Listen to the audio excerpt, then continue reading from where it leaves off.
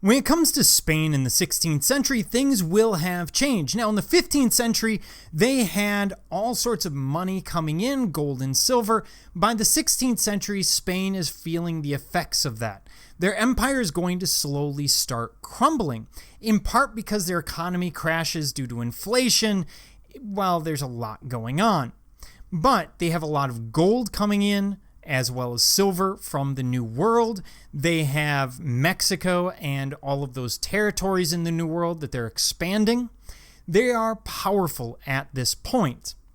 And one of the pieces that we're looking at, one of the artists we're going to look at, is El Greco. Now, before arriving in Spain, he will study under Titian in Venice and visited Rome, where Mannerism made a clear impression on his youth. His work will blend Byzantine and Mannerist styles to capture the fervor of Spanish Catholicism. Spanish Catholicism is very, very different from what we see elsewhere. If you see a really brutal image of the crucifixion, it's almost certainly Spanish.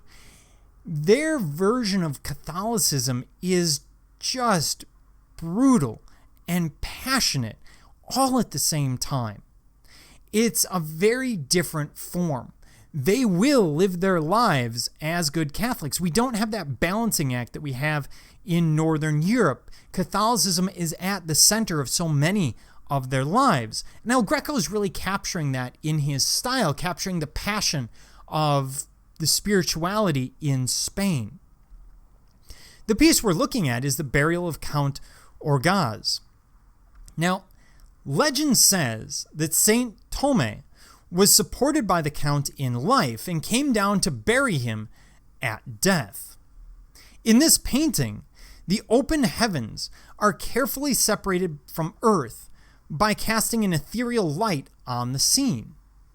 So we see this separation between the heavens and the earth, and it goes a little bit further than that.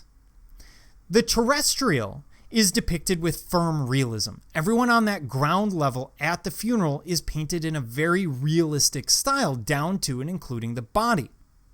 Whereas everyone above that line is in a very Mannerist style. We see the elongated limbs, we see proportions that aren't entirely human, but they're capturing the passion of the spirit within.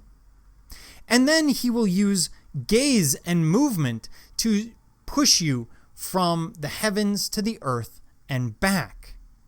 So, for example, Mary looking down at this priest and figures in the crowd looking up at what's going on in the heavens. And it bounces the eye back and forth. It reminds us that this is happening in the same scene. The spiritual begins to take on some amount of abstraction. Again, that attempt to capture something that isn't, well, physical. It's not tangential. You're trying to capture passion, spiritual passion. And he's doing it through the use of arguably abstraction, but in this case, we would call it mannerism, by stretching those forms, making them appear more passionate. The artist here is concerned with portraying emotion and Catholic devotion. His work and the use of light will also prefigure the Baroque style to come. So he's going to have a big influence on artists after him based on this style. And this isn't the only piece we're going to see from El Greco.